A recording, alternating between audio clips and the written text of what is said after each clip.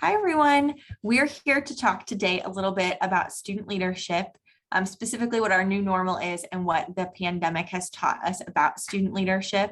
We're really excited to have you with us virtually today, and we're going to go ahead and introduce our presenters. My name is Jessica Roshak. I use she, her, hers pronouns, and I am the Assistant Director for Student Leadership Development and Fraternity and Sorority Life. My name is Haley Corley. I also use she, her pronouns, and I am the Graduate Assistant for Student Leadership Development.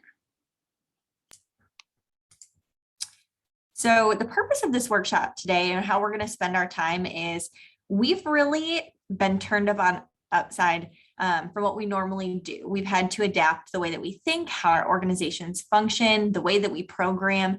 Everything that we once knew prior to the pandemic has shifted.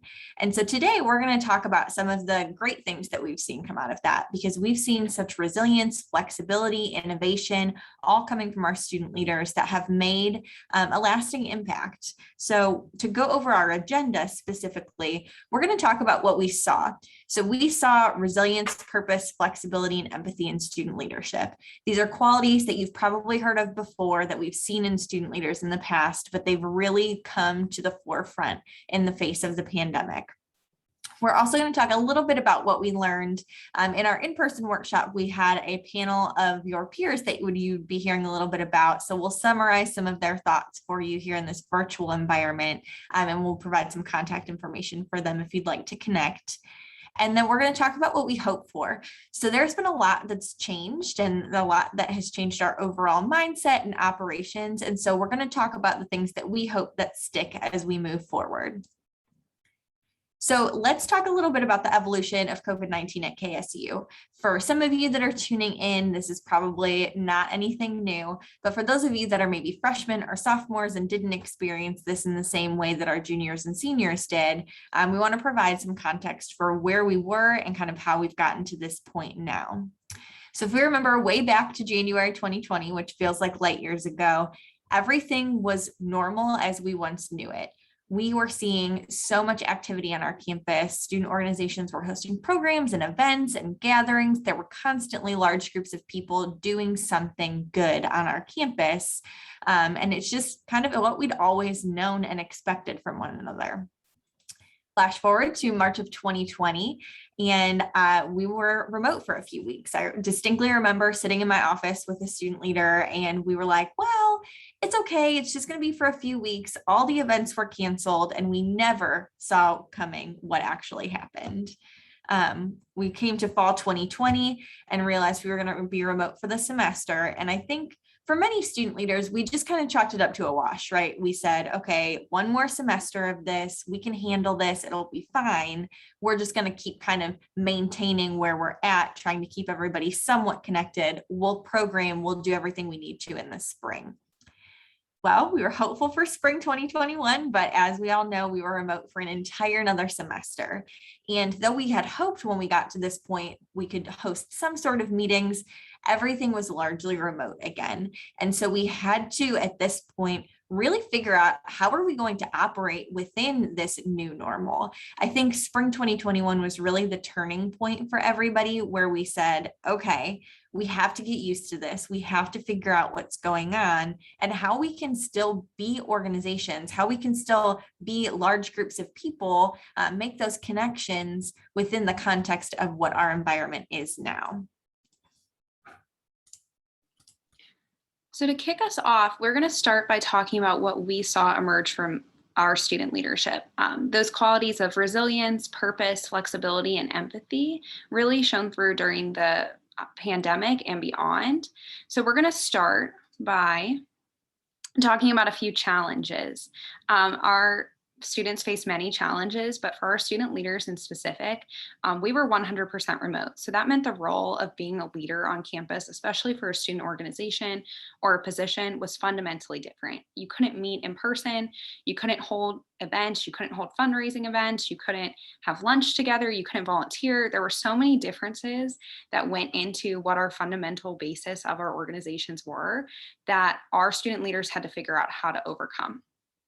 The next factor was people were unsure and afraid.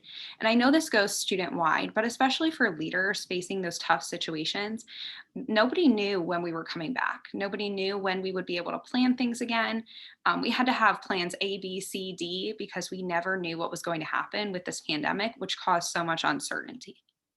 And then the last thing was people were assuming multiple roles. So rather than just focusing on being a student, maybe being a student with a part-time job or a student with a leadership role, some of our students had to focus on becoming caretakers, full-time workers, support systems for their families, and much more. So those things were also consuming our students' time. And like I said before, our students really showed up to this situation. They stepped up to the plate and they came out with some resilience, purpose, flexibility, and empathy.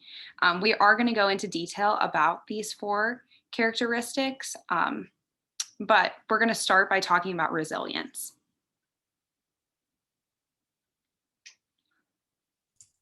So when we were putting together this presentation, I stumbled upon this quote, and I think that it was perfect as it relates to the current situation. So it says, resilience is accepting your new reality, even if it's less good than the one you had before. You can fight it, you can do nothing but scream about what you've lost, or you can accept that and try to put together something that's good. When I think about where we got to in spring of 2021, I think this is where we were at. We had fought it, we had screamed, we had cried, we had been upset, but we realized that we can't keep doing this forever. We need to move forward. We need to be a little bit more resilient. And so what we did was accepted our new reality, and we are trying to put together something that was good. So what is resilience and why is it important in student leadership? So we're going to talk about it in the context of these four areas, but resilience is a very broad topic that can apply to so many different areas of student leadership. But when we saw resilient leaders, we saw communication being such a strength. Instead of kind of being wishy-washy or dwelling in the unknown, student leaders were really communicating with confidence, and they were being that steadfast person for their members or their peers during these difficult times. It's really easy to fall into the trap of communicating too much, not communicating anything because you don't have concrete information. And we did that for a while. But again, those students that we saw being incredibly resilient were communicating with confidence, even if it was saying, I'm not sure what our next step is, but here's what I'm doing to try and prepare us. That went light years ahead of where we had been in the fall. And we think that that was a really core competency for the students that were being resilient. We also saw student leaders handling challenges differently. There were setbacks, of course. We came up against a ton of obstacles, but the students that were more resilient were handling those with poise and grace. Instead of getting stuck on something and living in that negativity, going back to that quote, kicking and screaming and trying to dwell in that negativity, they were figuring out, how do we move forward? How can I overcome this challenge? What can I learn from this? And that resilience, I think, served them very well. We also saw self-care becoming a priority, which I don't think it had been in the past. And I'm not going to say we're stellar at this now, but again, those leaders that we saw this resilience in were taking care of themselves. They were investing in their own mental and physical health and well-being, which, if we've learned anything in this pandemic, I hope that it's that you all are a priority, that your health and well-being is a priority. Student leaders, especially at Kent State, get so heavily involved and have a lot of responsibility on their shoulders. And we tend to see people just continuing to move and move and move, which is wonderful. I'm glad to see everyone invested in so many different areas on campus. But being able to make self-care a priority and to be able to prioritize yourself above all else from time to time when you need that is important. And we saw that in the resilient leaders. We also saw people maintaining composure. It was a very emotional 2 years almost now for us. There was a lot going on. People were not knowing what was going to happen next. There were a lot of feelings with how your families were handling it, student organization load, being a student in a virtual world. that comes with a lot of heavy emotions. And so during these stressful times, the leaders that we saw being more resilient were able to maintain their emotions. It doesn't mean that they weren't sad sometimes. It doesn't mean they weren't frustrated, but when they were communicating with their peers or they were communicating with their student organization members, they knew they needed to set the tone for others. They needed to be that calming, steadfast voice, and they were able to do that effectively. One of my favorite outcomes that I saw of this, and the strategy that I lean into the most, is this idea of purpose. If you remember, or if you were on campus or even in high school, you've seen a lot of people doing things just because we've always done them, not because we do things with purpose or intentionality. The leaders that we saw succeed and the leaders that we saw kind of come to the forefront of leading everyone in this pandemic were leading with that intentionality. They weren't going into that trap of it's tradition but it's how we've always done it. They were programming with a purpose, not because they felt like they had to. This could have been something as simple as not hosting a meeting when everything could be sent in an email. Or if they were trying to put on a program that they've done every year and, trying to rethink how they do that via Zoom or in smaller groups, whatever it may be, there was a reason behind why they did that program. It wasn't just because they haven't done it in so long, they need to make it happen. It was, we care about this. This is a core competency to the mission of our organizations. And so being able to have that intentionality really got people invested in what they were doing. Purpose also allowed us to maintain our relevancy.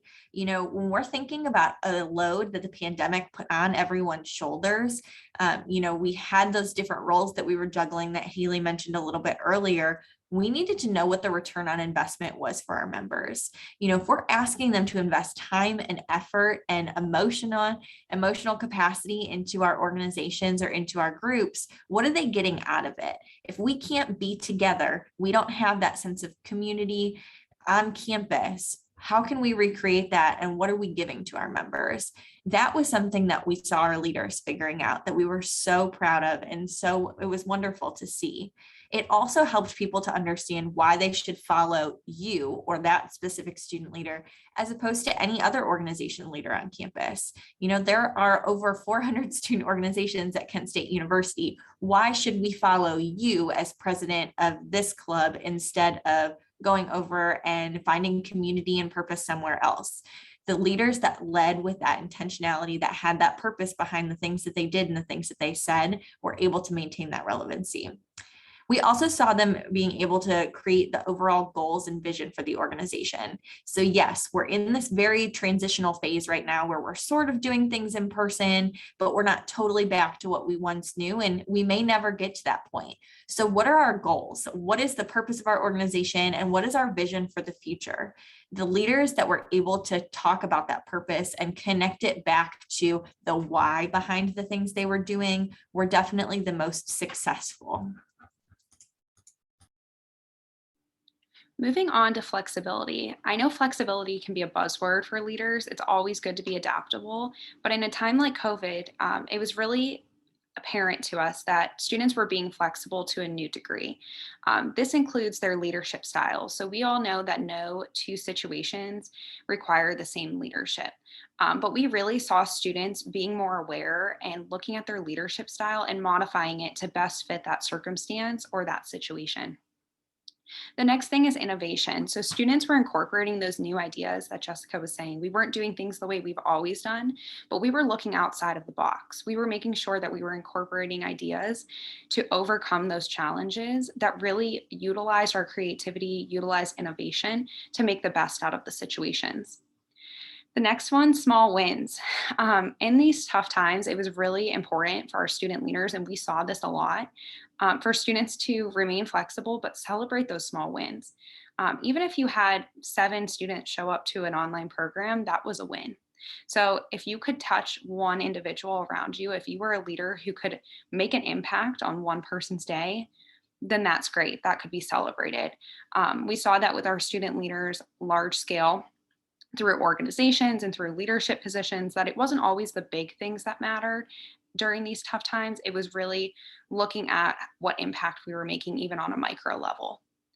And then the last thing is problem solving. So incorporating those new skills, knowledge, and tactics to solve these problems. Like I said before, students were looking at a problem from all angles and really trying to sharpen their skills, sharpen their knowledge to find the best way to create a solution to that problem. And the next video that we're about to show is going to talk about flexibility from a micro standpoint. So we might think we're being flexible, but what does it really mean to be flexible in these times?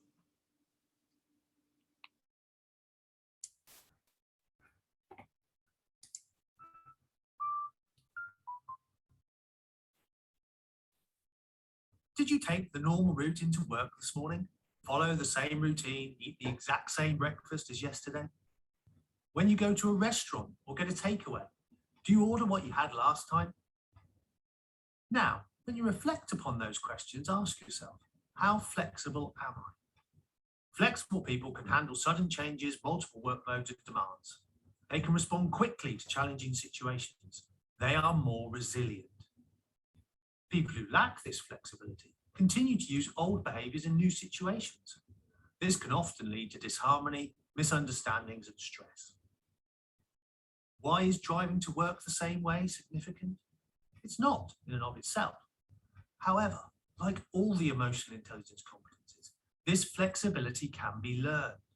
We can train our minds to be more flexible on the small things, such as ordering a pizza. Go on, chuck some anchovies on there, live a little. Then, when it comes to the big decisions, such as redundancies, promotions, or relocations, we are more able to cope. Want to handle stressful situations better? Start with the small choices. And before you know it, the bigger decisions no longer seem so challenging. We like that video because it really puts flexibility into perspective. It might not always be those big things. And in the face of the pandemic, we were forced to be flexible with some very major changes. But as our student leaders found out as they went on, even the smallest thing, like Jessica said, on changing a meeting to a email, those little flexible pieces really added up to overall flexibility within our student leadership. And then our last category, empathy. So empathy was really important during the pandemic because everyone had so much going on. But the first area that we really saw students grasp empathy and start to utilize it within their roles is in decision making. So our student leaders were looking at the decisions that they were going to make and the actions that will have on their peers and their core audiences. They were looking at who they are leading and then making the best decisions for those individuals based on what those individuals' needs were. And we really saw that with strategy and with student organizations setting goals overall, is that they were taking into account the people around them a lot more than in a typical year. The next one is mentorship. So we saw our students pouring into their followers and cultivating future leaders. We also saw previous leaders pouring into our student leadership on campus as well. No one had been through the pandemic, but we really saw leaders picking each other up and ensuring that they were following along with each other. The last category is loyalty and motivation. So when people feel that they're understood, they tend to remain loyal to an organization or to a leader. So we saw a lot of leaders employing empathy to really understand their followers, but that created a sense of trust, that created a sense of community, and that created a sense of loyalty to the organizations. This was especially true for our dues-funded organizations. Moving back to that purpose, if you can articulate your purpose, but then also show your followers that you're there to make that the best experience for them, it can really create a sense of trust and a sense of community within that organization. And then the last thing is that this really aided in the recruitment and retention of members. So it was really hard to prioritize during the pandemic, prioritize extra activities. But what we saw is if our student leaders could make this experience worthwhile, but also create that sense of community, their organizations flourished, their membership increased, and they really created a space during COVID that their members appreciated and their members could go to feel welcome. When we did this program in person, as Jessica said earlier, we did have a panel of student leaders. I will summarize briefly what they talked about, but our three panelists were Alex Strong, Keely Dingy, and Julia Taylor. So we had a wide range of student experiences here. Alex is a member of Zeta Phi Beta Sorority Incorporated. She also owns a few businesses. Kaylee has been on undergraduate student government and is currently serving as the chief of staff. And then Julia is the Hall Council Executive Director.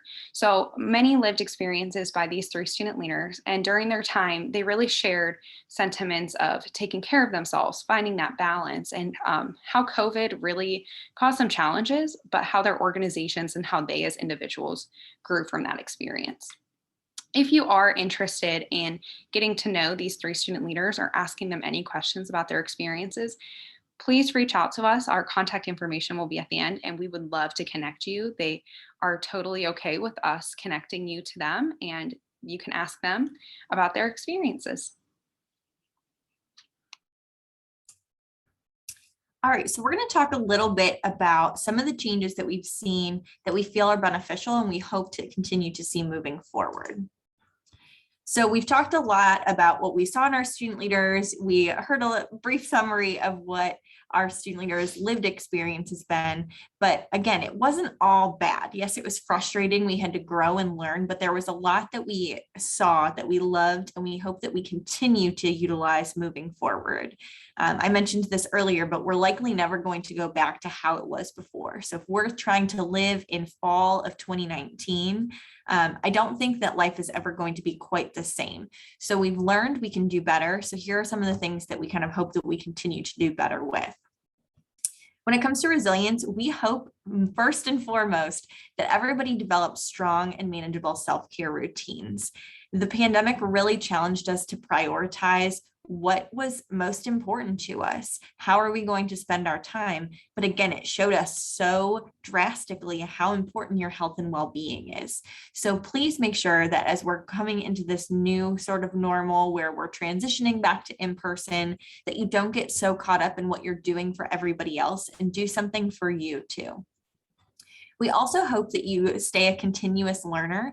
And when tough situations arise, you ask yourself, what can I learn from this? You know, we were challenged to adapt quickly. We had to figure out, how can we host a meeting when we can't be in the same room? How do we stay connected when we can't interact with one another? How do we manage all of this time when we're being stretched in 15 different directions? We had to learn. We were forced to. But I hope that now that we're not forced to do that, that you still continue to figure out, what is the best way that I can do this? Stay innovative, stay a continuous learner, and continue to see how you can improve your organization over time. And again, when you hit those road bumps, when you come against those challenges, instead of dwelling in that negativity, think to yourself, what can I learn from this? When I was an undergrad, I had an advisor that would always ask me that. And I remember telling her, Erin, I'm not going to learn anything from this. I'm just going to be mad for a little bit. It's fine. Now I realize that Erin was very right. And I find myself asking myself this often and asking students the same thing when they come up against roadblocks. When it comes to purpose, we really hope that we don't fall back into old routines just because it's easy. We don't want to rely on that idea of it's tradition. We don't want to fall back on how it's always been done. Yes, there are some traditions that are wonderful that we want to keep within our student organizations, but please don't host meetings Mondays at 6 p.m. because you feel like you have to. If you host a program every year, like a philanthropy event or just an annual gala, whatever it may be, have purpose behind those programs. Write some outcomes, like what are we hoping to gain from this? Debrief with your members or your peers. Why do we do this? What do you get out of this? Make sure that it has purpose and it's not just being done to do it. We would also challenge you to create a clear vision and goals for yourself and your organization.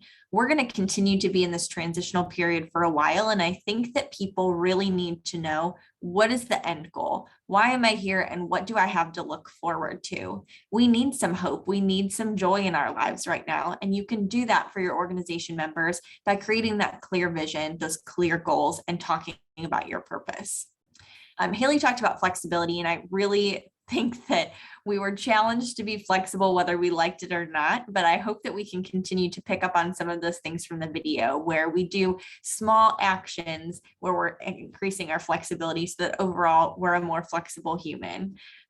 Have a plan A, B, and C, and probably every sort of plan all the way through Z, because if we've learned anything, it's that the most perfectly laid plans don't always come to fruition. So rather than having one plan and being a stickler for it, brainstorm what happens if we can't get this venue. What happens right now if some of our organization members test positive for COVID? How can we adapt? How can we move forward instead of not having that flexibility and then getting kind of tripped up in the chaos that may ensue?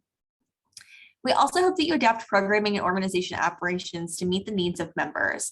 That idea of offering grace, that idea of pouring into your members, the idea of not calling them together just because you want to, adapt your programming, adapt your operations and maybe your membership expectations so that people are truly enjoying the experience, that they can invest in that experience and you can create positive change on this campus. And then understand that your followers need flexibility too. So not only do we hope that you're flexible, we hope that you're flexible with your organization members. Things come up, we get competing commitments, whatever it may be. It's okay for somebody to not attend every single thing that your organization does throughout the year. Yes, we need our people there, but we can't berate somebody just because they missed one meeting or because they have a class that conflicts with our meetings now. Try to be flexible and find a way around that so that we can invest in our members. And then finally, when we're thinking about empathy, I would challenge you to know your followers, your organization members, and the identities that they hold. Haley mentioned earlier that we went from being just students to potentially caregivers, financial providers for our families, whatever it may be. But we also have to admit that the pandemic has affected different races in different ways, people of different socioeconomic statuses in different ways, and that's going to change who we are moving forward. We can't just erase the last year and a half, 2 years. It's left a mark on us. That being said, get to know the people. Know your people, understand them, have empathy when they need it, and also, again, adapt your programming, your organization operations to meet these new needs and to meet these new people. And then finally, extend grace when unexpected situations arise. Obviously, we could have never planned for a global pandemic. Nobody saw that one coming. And so there are other unexpected situations that arise, whether it be at this level or things that may seem small to you, but feel very important to others. If somebody's having a bad day, it's really easy to still be like, well, you have to show up to this event or you need to be at this meeting. You're going to have to put that away, stuff it down and don't think about it for now. That's been what's normal for us. And I hope that we can erase that and move forward extending grace, being able to say, hey, Haley, let me take this off your plate because I know you've had a really rough week. Or it's okay, why don't you stay home and take a mental health day? We can run the meeting without you. Whatever it may be, offer that empathy, offer that grace because it goes a long way. So if we were doing this in person, we would have asked you kind of what is something you hope to continue in your post-pandemic lives. A lot of the things that people said last night, I joked that I never have to go to the grocery store again. I love that that has become a normal thing. I can just pick my groceries up and be on my way. It's one thing I can take off my plate. So I love that. But another student mentioned that she loved the idea that we can do things in different ways. So the fact that we did this workshop in person last night and now we're recording it via Zoom so that if people can't be here or couldn't be here last night, y'all can still participate in the programs. Having that accessibility is something that I think a lot of students have loved, and it's given us access to so many different resources, which I wholeheartedly agree with. You can watch a keynote from somebody speaking in California because we now know what Zoom is. We now understand that we can do some of these things virtually, and it doesn't necessarily take away from the experience. So I hope that you kind of reflect on some of the content that we've talked about today and think about what you hope is something that continues in our post-pandemic lives, whether it's something as silly as not going to the grocery store or as constructive as things like accessibility to programs and speakers. So I'm going to toss it over to Haley to close us out and talk about some of our upcoming programs. Thanks, Jess. As I stated before, if you have any questions about today's presentation or you want to get in contact with any of our student leaders, our contact information is lead@kent.edu for email. And also follow us on social media. You can give us a call. You can visit our website. We tend to post our programs in a variety of places, but the best place to find out that information is on our social media. We're always keeping that up to date and interacting with students via Instagram and Twitter. And up next this week, so on Thursday, we have our first lessons in leadership with Dr. Lamar Hilton, who recently was promoted to our Senior Vice President of Student Affairs. So we're excited to get to talk to him and learn about his new role and also about his leadership experiences and some advice he has for students. Our next workshop is the Power of Positive Leadership next Tuesday, September 7th at 6 p.m. So there we're talking about creating a positive culture through having positive leadership and inspiring a critical hope within your followers. So creating that positive culture is something that's really important in student organizations as well as just in any leadership role, because what you emulate is what your peers are going to pick up on. So we hope that you'll join us then to really talk about that environment and how you can become a better positive leader. And then our workshop after that one is titled Why Can't We Be Friends? And this is talking about conflict. So we know conflict is an inevitable piece of student leadership. And we are excited to talk with students about their conflict resolution styles and also how we can look at conflict in a more positive way and really overcome those pieces of conflict. And then lastly, we're debuting a new program this fall. It's titled the Leadership Challenge. And this exciting new program features teams of 4 to 6 individuals. So grab your friends, come to the Leadership Center, and we will be competing in game-like events to learn more about leadership. So think about Minute to Win It meets leadership learning. It'll be a great time, and we hope that you'll join us for that. And then we do have a bi-weekly newsletter. So if you want to learn more about our events and stay up to date, you can scan this QR code and it'll sign you up for our newsletter so that you can stay up to date. And then again, we hope that you'll provide some feedback. So even if you're watching from home, we hope that you'll scan this and just let us know what you learned. Let us know how we can make this experience better for you, even if you're listening at home. So give us your feedback. I promise we listen to it, and we hope that you'll attend more leadership programs in the future.